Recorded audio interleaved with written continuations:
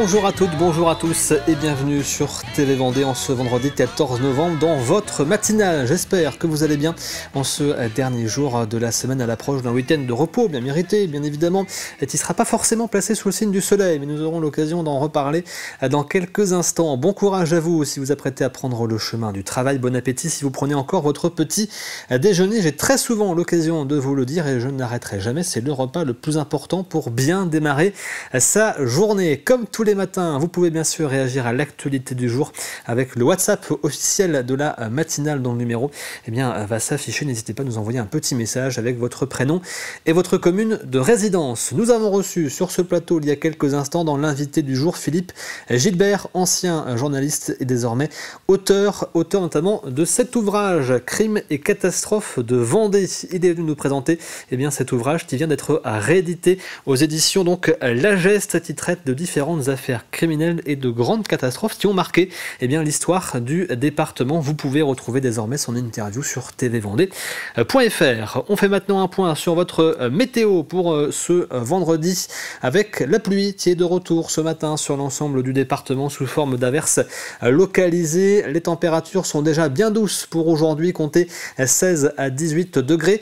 Dans l'après-midi, le ciel devrait se dégager, notamment sur le littoral. Les nuages resteront présents dans les terres, comptez cet après-midi 17 à 18 degrés.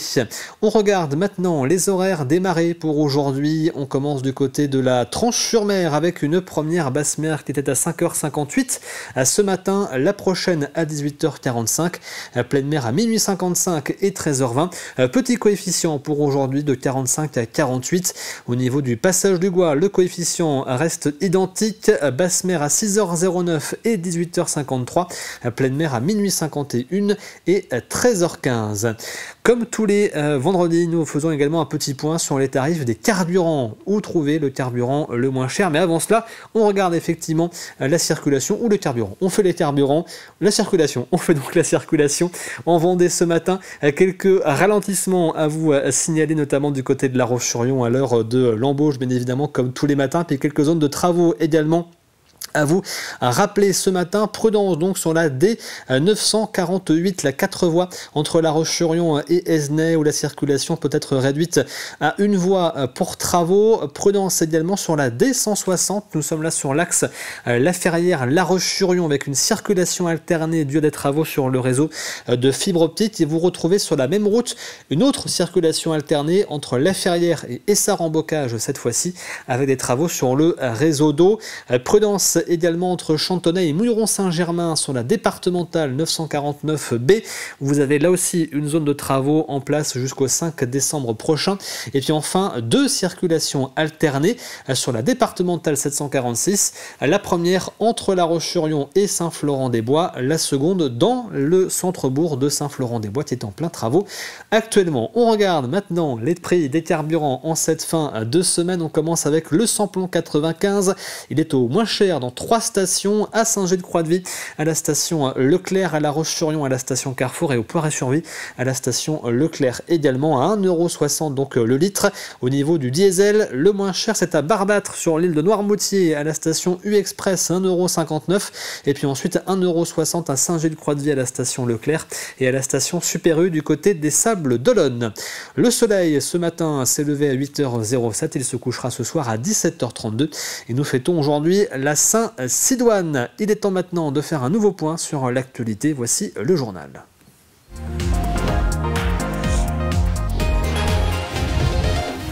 Nous commençons par revenir sur cet important exercice de sécurité civile qui s'est déroulé hier matin à Angles et dans le bassin du Lay. Organisé par la préfecture et la commune, il avait pour objectif de tester le plan communal de sauvegarde et la gestion des secours en cas de crue importante du Lay combinée à une submersion marine. La police municipale, la protection civile et les sapeurs-pompiers se sont donc mis en place sur le terrain pendant qu'une cellule de crise s'installait à la mairie. Un reportage de Louise Yadji. C'est une alerte crue de la rivière du Lay. 1700 personnes ont reçu ce message envoyé par le maire dans le cadre du plan communal de sauvegarde. On a un groupe de personnes au camping de Maurice. Donc il va falloir agir et les évacuer ces gens-là. Donc je viens de envoyer ma police et Ma réserve communale, les membres qui se sont présentés, sur place. On a été alerté comme quoi il y a une crue qui se déclenche et donc je vous demande de lancer l'évacuation. Un exercice grandeur nature organisé pour passer de la théorie à la pratique. Ça permet véritablement d'être sur site et de voir le temps de réaction des uns et des autres. On sait combien de temps il faut pour aller à chaque site et chaque personnel doit comprendre que monter dans un véhicule, se rendre à un point à un autre, ça ne se fait pas en 2 minutes alors que habituellement sur le papier on le fait systématiquement. Retour en mairie où chacun a une tâche bien particulière, Josette et Frédéric sont responsables du pôle ravitaillement, accueil, hébergement. Déjà, il y a un protocole, puis après, il y a plein de matériel, il y a tout ce qui est nécessaire pour faire face à ce genre de situation, que ce soit au niveau transport, au niveau nourriture. On a pour 120 personnes, par exemple, entrée, plat, dessert, prêt et mis à disposition avec une palette d'eau. Un exercice organisé avec le syndicat mixte du bassin du Lay. Julie a participé à l'élaboration de ces alertes fictives aux crues et aux submersions. C'est une commune sur laquelle l'exercice n'était pas simple à organiser parce qu'une crue simple ne va pas forcément engager beaucoup de dégâts et une submersion marine non plus. Donc c'est la concomitance des 2 événements. Mais on n'a pas forcément de point de repère aujourd'hui sur une telle concomitance. Donc il faut être un peu inventif. Les services de la mairie ont fait le point à la fin de la matinée pour voir les axes d'amélioration. Et cet exercice de sécurité civile était coordonné depuis la préfecture au centre opérationnel départemental. C'est le lieu qui assure la gestion de l'ensemble des crises comme les tempêtes, les manifestations importantes ou encore les accidents majeurs. À l'occasion de cet exercice, le préfet a déclenché le système FR Alerte. C'est seulement la 2e fois qu'il était testé dans le département. Ce dispositif permet d'envoyer une alerte sur les téléphones portables de toutes les personnes se trouvant dans la zone concernée par la situation de crise et ainsi leur indiquer les consignes à suivre. Il est né vraiment à la suite de l'accident qui a eu lieu à Rouen, c'est Lubrizol. Lubrizol, c'est une usine chimique qui a brûlé et qui avait généré un nuage très très important qui a traversé une grande partie du département, qui a même remonté. Donc, le dispositif classique qui existait, c'était qu'on utilisait les sirènes. Vous savez, les sirènes pour alerter en disant il y a un problème. Bon. Et on s'est rendu compte que ce n'était pas un dispositif forcément bien adapté.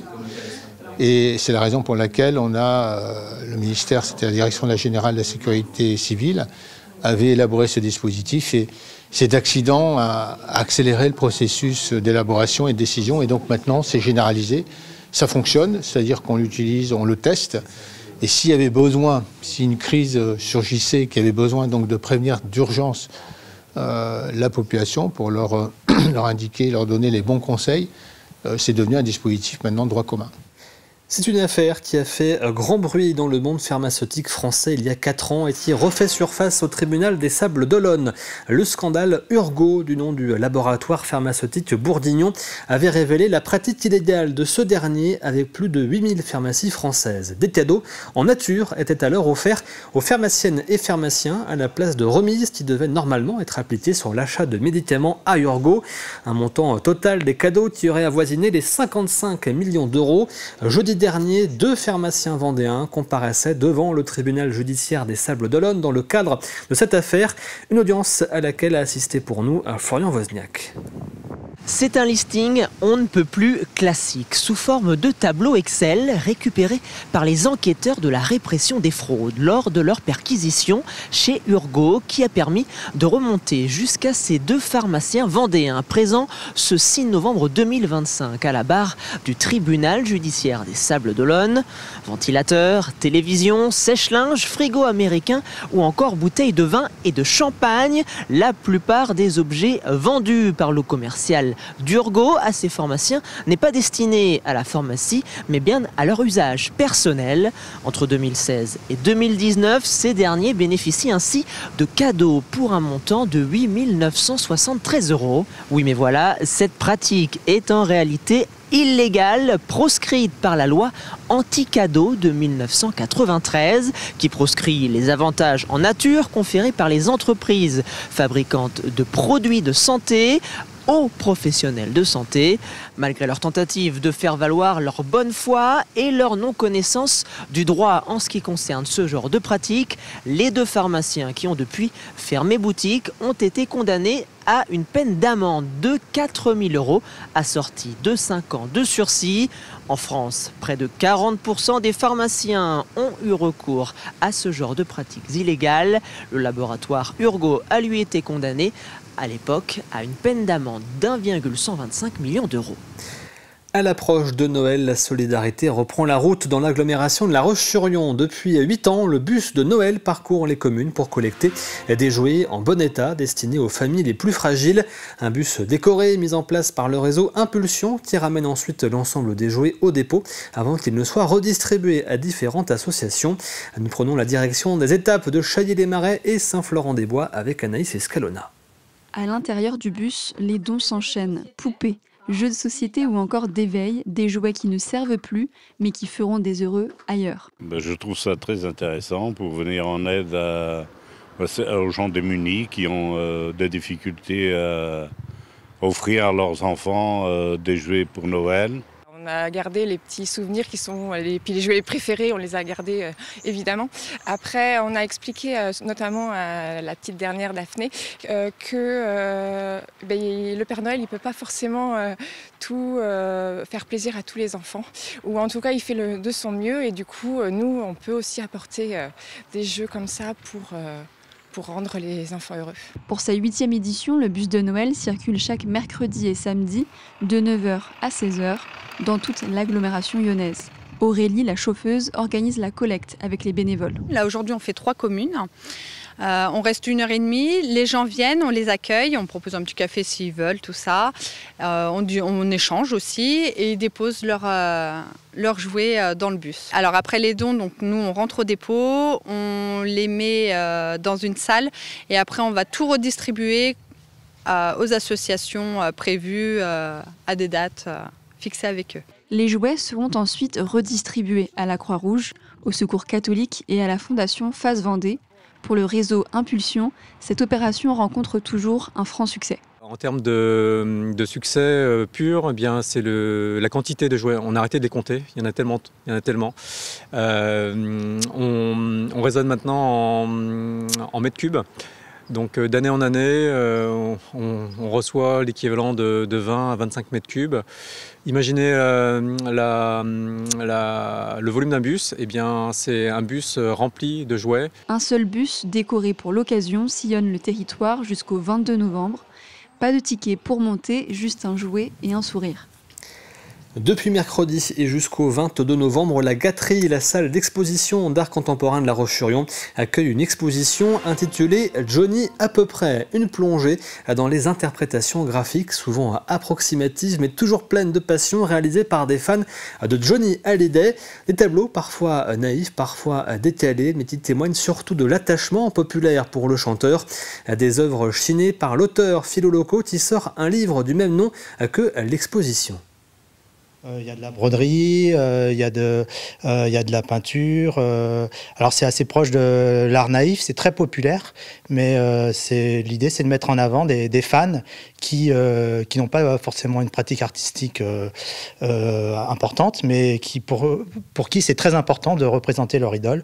L'idée c'est pas du tout de se moquer des artistes, au contraire c'est de montrer que les personnes passionnées, elles ont besoin de s'exprimer, elles ont besoin de représenter des choses, donc elles le font avec beaucoup de cœur et beaucoup de passion, mais c'est vrai qu'il y a parfois une technique qui peut être limitée, donc il y a une représentation de Johnny qui peut être différente de celle que l'on connaît par les photos ou par sa forte représentation dans les médias.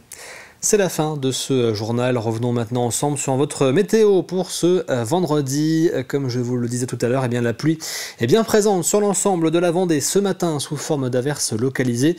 Pour ce matin, comptez 16 à 18 degrés. Dans l'après-midi, le ciel devrait se découvrir au fil donc de l'après-midi, notamment par le littoral. Les températures sont encore très douces pour la saison, avec 17 degrés donc sur la côte vendéenne et 18 degrés dans les terres. Comme tous les matins, nous vous posons une petite question liée à l'actualité du jour à laquelle vous pouvez répondre tout simplement sur la page Facebook de TV Vendée. La question a été postée ce matin à 7h. Vous répondez en commentaire. Question en lien avec cet exercice de sécurité civile qui s'est déroulé hier sur la commune de Angles. Savez-vous justement comment réagir face aux risques naturels dans votre commune? Estimez-vous être suffisamment informé si demain, malheureusement, il devait y avoir une catastrophe naturelle ou industrielle également près de chez vous? Est-ce que vous estimez avoir suffisamment d'informations pour pouvoir réagir face à cette situation? Donnez donc votre avis en commentaire. Voici maintenant le plus de l'info du jour. Et le plus de l'info ce matin est consacré à l'ouverture à Fontenay-le-Comte d'une nouvelle antenne du foyer départemental de l'enfance. Ce foyer départemental accueille l'ensemble des enfants et adolescents qui sont placés par l'aide sociale à l'enfance.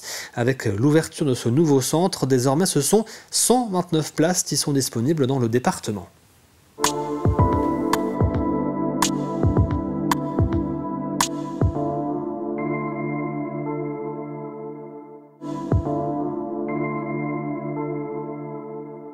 C'est vraiment pour mailler l'ensemble du territoire vendéen, pour éviter que les enfants soient déracinés de leur milieu, là où ils sont nés, là où ils ont grandi, là où ils vont à l'école. Et donc nous avions aujourd'hui des annexes du foyer départemental de l'enfance à Luçon, à Chaland, aux Herbiers, et puis le siège social à La Roche-sur-Yon, mais on n'avait rien sur le sud à Fontenay-le-Comte. Donc cette annexe, qui va être une des plus grosses annexes du foyer départemental de l'enfance, avec 30 enfants qui vont pouvoir venir passer au foyer départemental de l'enfance ici à Fontenay-le-Comte.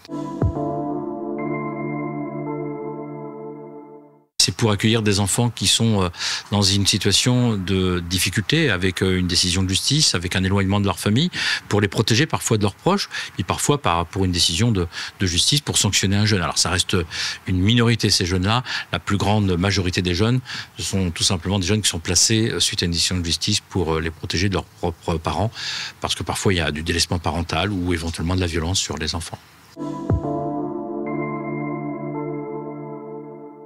L'objectif du foyer départemental de l'enfance, qui est un lieu d'accueil d'urgence, donc qui nous permet de faire des évaluations et puis une orientation ensuite vers les instants familiaux, vers des lieux de vie, c'est pour leur permettre de garder une proximité avec les parents, parce que notre objectif, c'est quand même de faire en sorte que les enfants puissent retourner vivre avec leurs propres parents. Et quand c'est pas le cas, au moins permettre à ces enfants de ne pas avoir de rupture avec leurs copains d'école ou leurs copines d'école, leur milieu dans lequel ils ont grandi, évolué. Déjà, c'est une première rupture avec l'environnement familial. Si en plus l'environnement qui est le leur, hein, le temps scolaire aujourd'hui est un temps important, certains jeunes ont besoin de garder ces attaches-là avec leur école, par exemple. Ce site à Fontenay-le-Comte accueille 5 services différents. Donc le premier, c'est un service d'accueil d'urgence de 6 places pour les enfants de 6 à 18 ans. Nous avons également 2 maisons d'enfants à caractère social de 8 places chacune qui ouvriront courant du 2026 afin d'accueillir là des enfants sur du moyen long terme, plusieurs mois voire plusieurs années. On a ajouté à ces 3 services d'hébergement un service d'accueil de jour en charge de faire de la prévention contre la lutte contre le décrochage scolaire. Nous avons également le service l'espace famille qui permet d'accueillir les parents pour des visites médiatisées ou semi-médiatisées ou pour un temps où ils sont libres avec leur enfant pour évaluer leur capacité et fonction parentale afin de voir si un retour au domicile est envisageable.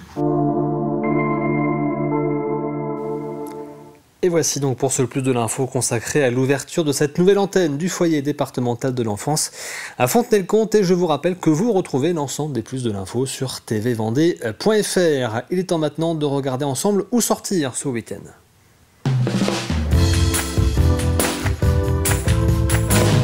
On sort, mais on sort où ce week-end et la semaine prochaine? Quelques idées donc d'événements à suivre, comme cette pièce de théâtre du côté du Fenouillet, ou encore la grande soirée de la solidarité dont nous parlions déjà hier. Ce sera mardi soir à La Roche-sur-Yon, avec notamment la présence du ténor français Amaury Vassili.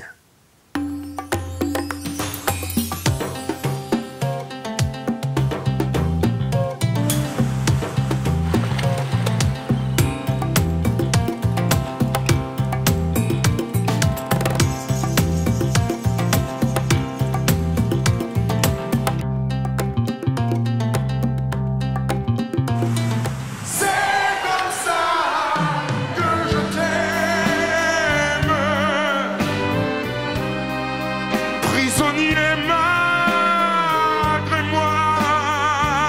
Dis-lui,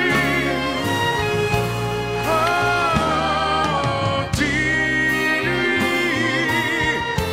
oh, dis-lui, n'importe quoi, rien qu'une larme dans tes yeux. Je comprends combien je t'aime.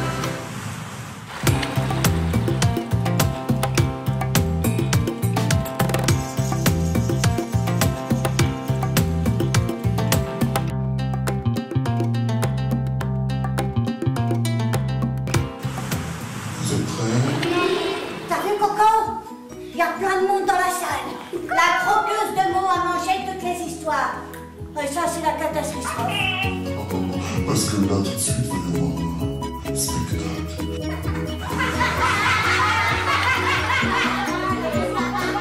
Et si elle a mangé toutes les histoires, il n'y en a plus dans les livres, il n'y en a plus dans les dessins animés, et il n'y en a plus dans les jeux vidéo.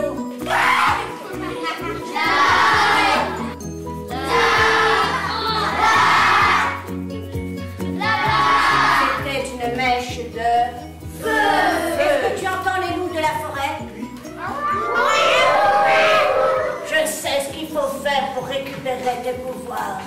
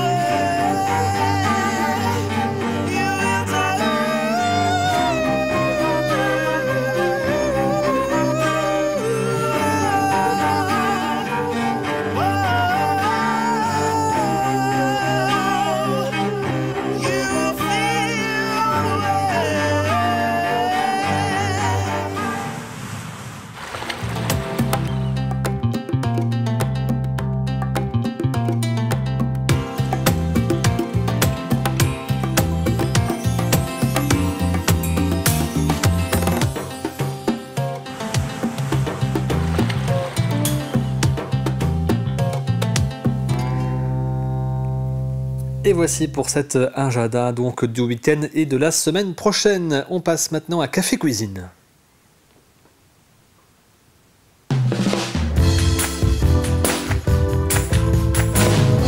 Et à gagner cette semaine dans Café Cuisine, je vous le rappelle, c'est une carte cadeau d'une valeur de 100 € offerte par Up to Play au Sable d'Olonne. Pour espérer remporter donc cette carte cadeau, il vous faut trouver la réponse à la question de la semaine que voici. Quel est cet agrume qui pousse désormais en Vendée? Je vous rappelle l'ensemble des indices avant de vous donner celui d'aujourd'hui. Cet agrume donc ressemble à un petit citron jaune ou vert, mais son goût est plus subtil et original. Originaire d'Asie, on le retrouve souvent dans la cuisine japonaise. Son parfum est puissant, on utilise surtout le zeste pour parfumer les plats. En Vendée, un producteur ose maintenant le cultiver, c'est le seul producteur professionnel du département à le cultiver à La Ferrière. Et enfin, l'indice du jour, son nom commence par un Y et finit par un U. Je répète ce dernier indice, son nom commence par un Y et finit par un U. Je vous rappelle que vous avez jusqu'à aujourd'hui midi pour tenter votre chance. Rendez-vous sur tvvendée.fr, rubrique le jeu de la matinale. Vous y retrouvez bien sûr la question, l'ensemble des indices. Vous avez donc jusqu'à midi avant le tirage au sort cet après-midi parmi les bonnes réponses. Et nous aurons donc le nom de la gagnante du gagnant lundi matin la semaine prochaine, qui repartira donc avec cette carte cadeau d'une valeur de 100 € offerte par Up2Play au Sable d'Olonne. Nous arrivons tranquillement à la fin de cette matinale. Merci à vous de l'avoir suivi. Je vous rappelle bien sûr que vous retrouvez aujourd'hui votre magazine d'actualité Repère, consacré aujourd'hui à la filière viticole vendéenne, présentée par Florian Wozniak. L'actualité revient bien sûr à 12h30 avec le journal présenté par Aurélien Huard. Quant à moi, je vous retrouve lundi matin à partir de 7h. Je vous souhaite de passer un excellent week-end devant TV Vendée, bien sûr. À bientôt.